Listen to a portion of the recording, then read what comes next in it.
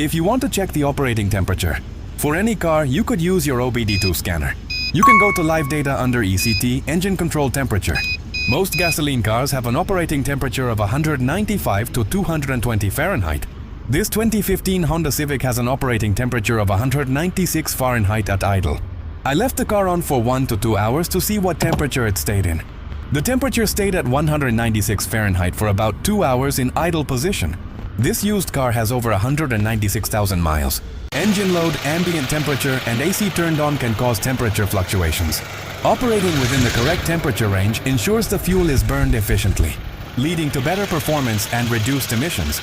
Running too cold can also reduce fuel economy and increase wear, while running too hot can cause serious damage, including warped engine components, loss of lubrication, and even piston seizure.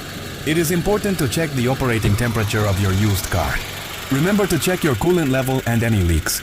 And if you like this video, give it a like and subscribe to be a subscriber.